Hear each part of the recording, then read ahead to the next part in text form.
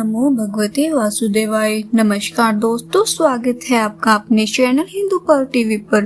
दोस्तों, आज हम आपको वैशाख महात्म्य का 22वां अध्याय सुनाने जा रहे हैं। अगर आपने इससे पहले के 1 से लेकर 21 अध्याय नहीं सुने हैं तो आप हमारे चैनल पर बनी प्लेलिस्ट वैशाख महात्म्य में जाकर सुन सकते हैं। वीडियो को शुरू करने से पहले वीडियो को लाइक करें और चैनल को सब्सक्राइब करें। वैशाख महात्म्य का 22वां अध्याय। मैथिल बोले, इस वैशाख की कौन कौन सी तिथियां अत्यंत पुण्य कारक है और क्या क्या दान विशेष रूप से उत्तम है और संसार में इन्हें किसने प्रख्यात किया है, यह सब बताइए।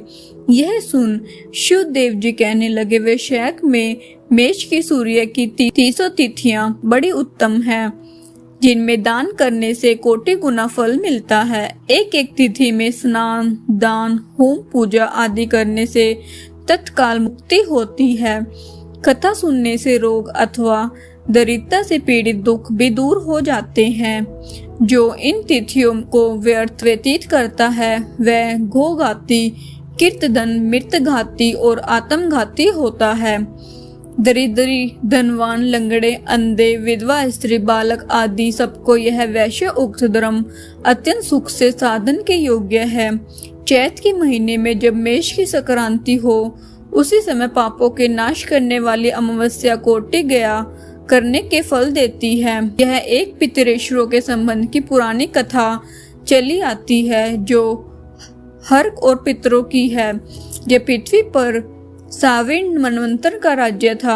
30वें कलयुग के अंत में जब संपूर्ण धर्म नष्ट हो गए, उस समय आनर देश में धर्मवर्ण नाम का कोई ब्राह्मण हुआ। उसने उसी कलयुग के प्रथम पाद में मनुष्य को पापों से युक्त और अपने अपने वर्ण धर्मों से हीन देखा। तब एक दिन वह मुनि महात्माओं के सत्र यज्ञ के दर्शन के निमित्त पुष्कर क्षेत्र गया। वहाँ ऋषि मुनि लोग कलयुग की प्रशंसा कर रहे थे कि सतयुग में जो वर्ष भर में माधव भगवान प्रसन्न होते हैं, सो त्रेता में 1 मास में और द्वापर में 1 ही पक्ष में होते हैं। उसे 10 गुना पुण्य कलयुग में विष्णु भगवान का स्मरण करने से होता है। केवल एक हरि का नाम उच्चारण करना उचित है।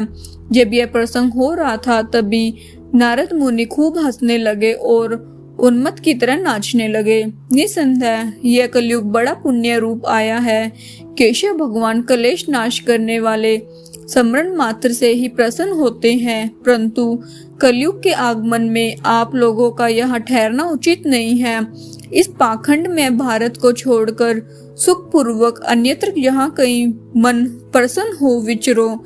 यह वचन सुन व्रतधारी मुनि यज्ञ समाप्त कर शीघ्र ही चले गए और धर्मवन भी पृथ्वी त्यागने का विचार कर ब्रह्मचर्य व्रत में जटाधारी साधु की भांति कलयुग में अनाचरों को देखने गए।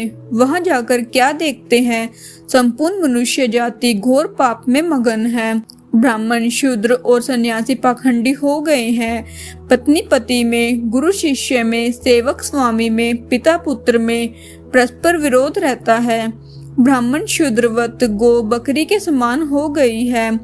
वेद कहानी मात्र है। सत्य कर्म साधारण हो गए हैं। देवताओं की जगह भूत प्रेत आदि की पूजा होती है। अधम और नीच पूज्य हो गए हैं। इस कलयुग में भ्राता भगनी से, पिता पुत्री से संगम करते हैं। साधु महात्माओं को अपमान होता है, पापियों का सत्कार होता है, इत्यादि घोर दुराचार हो रहा है। ये सब देखते देखते वन धर्म आश्चर्य युक्त हो पितृलोक को गया। वहाँ पितृगणों को बड़े बड़े दुखों तथा अंधकूपों में पड़े हुए त्राही त्राही करता देखा, जहाँ किसी प्रकार का सहारा नहीं है। उन्हें देख बहुत विस्मित हुआ। वो दयालु होकर बोला, तुम कौन हो? तुमने ऐसे कौन से घोर दुष्कर्म किए हैं जिसे तुम यहाँ पड़े हो? तुम किस गोत्र में उत्पन्न हुए हो और तुम्हारा कैसे उद्धार होगा? यह सब तुम मेरे सामने कहो, तुम्हारा आज ही कल्याण हो जाएगा। उसके ऐसे वाक्य सुन दुख से व्याकुल पितरेश्वरी प्रसन्न हो दीनवाणी से कहने लगा, हम श्री वस्त्र गोत्री हैं, हमारा वंश पाप से क्षीण है, हमारे लिए पिंड देने वाली कोई भी संतान नहीं है, इसी से हम दुरात्मा अंधकूप में पड़े हैं। हमारे कुल में एक धर्मवर्ण ही बड़ा यशस्वी है। वह सबको छोड़ अकेला ही विचरता है। उसने गृहस्थी धारण नहीं की है। वही दुर्वा का तंतु रूप है कि जिसे पकड़कर हम लोग लटक रहे हैं। अतः धर्म वर्ण की आयु क्षीण होने पर इस अंधस्तामिसा दुर्गम कूप में गिर पड़ेंगे। इसलिए हे तात, तुम पृथ्वी पर जाकर धर्म वर्ण को समझाओ कि तेरे पितरेश्वर दुख से पीड़ित केवल तेरे एक दूब के सहारे लटक रहे हैं। तेरे मरने पर और न संतान होने पर हम और तू सब अंतमिस्र कूप में पड़ेंगे। इसलिए गृहस्थ धर्म ग्रहण करके संतान वृद्धि करे। ये वह संतान गया को जाए, वैश्य उक्त धर्म करे, विष्णु भक्त हो, एकादशी आदि व्रत करे, वह पाप नाशनी कथा सुने, जिससे उसकी 100 पीछे की और 100 आगे की पीढ़ी नरक जाने से बचे और हम सबको और उसको उदर गति प्राप्त होगी। तुम ऐसे सत्य वाक्य समझाकर धर्म वर्ण को गृहस्थ में प्रवृत्त करो। पितृश्वरों के ऐसे वचन सुनकर अचंभे में पड़ रोता हुआ हाथ जोड़ नमस्कार कर धर्म वर्ण बोला, हे महाराज, मैं ही दुराचारी तुम्हारा वंशधर धर्म वर्ण हूँ। मैंने यज्ञ में महात्मा नारद जी के कहे हुए वचन सुने, फिर पृथ्वी पर बहुत से पापी मनुष्य को देख कुसंगति के डर के मारे दीपोंतर में विचरता रहा। इस तरह इस कलयुग में अंतिम पाद में भी 3.5 भाग व्यतीत हो गए। मैंने अब तक आपका दुख दूर नहीं किया। मैं अब आपकी आज्ञा का पालन देव ऋषि पितृश्वरों का तर्पण पूजा आदि करते हुए करूंगा और ऐसा आशीर्वाद मांगा कि संसारी कर्तव्य करने पर भी कलयुग की बाधा न हो। हे राजन, धर्मवन के कहने पर पितृश्वरी बोले, हे पुत्र, तू गृहस्थ धर्म में प्रवृत्त हो, संतान उत्पन्न करके हमारा उद्धार कर, क्योंकि जिसके घर में तुलसी वृक्ष, शालिग्राम, महाभारत आदि ग्रंथ हैं, जहाँ कथा सत्संग होते हैं, हरि स्मरण कीर्तन और वैश्य उक्त धर्म आदि शुभ कर्म होते हैं, वहाँ कलयुग बाधा नहीं पहुँचाता। हे पुत्र, इसलिए तू पापात्मा युग की चिंता मत कर, शीघ्र घर जा। इस माधव मास में सबके उपकार के लिए मेष की संक्रांति की 30 तिथियों में वैश्य उक्त धर्म कर, जिसके करोड़ों ना फल मिलते हैं। चैत की अमावस्या में पिंड दान, श्राद्ध आदि कर।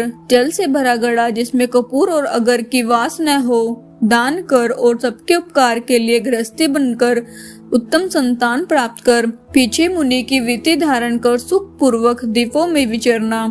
पितृश्वरों की ऐसी आज्ञा पा धर्म वर्ण शीघ्र ही पृथ्वी पर आया और चैत मास में मेष की संक्रांति के दिन प्रातः काल स्नान कर देव ऋषि पितृश्वरों का तर्पण कर जल का भरा घड़ा दे और पाप नाश करने वाला श्राद्ध करके अपने पितृवर्ग को ऐसी मुक्ति दी कि जिससे आवागमन छूट जाए। फिर विवाह किया जिससे सुंदर संतान हुई और संसार में इस पाप नाशी तिथि को प्रख्यात कर स्वयं प्रसन्न हो गंधमादन पर गया। इसलिए यह मधुमास की अमावस्या भी शुभ है। इसके समान संसार में कोई तिथि न देखी है और न सुनी है। इस प्रकार वैशाख महात्म्य का 22वां अध्याय समाप्त हुआ। बोलो विष्णु भगवान की जय।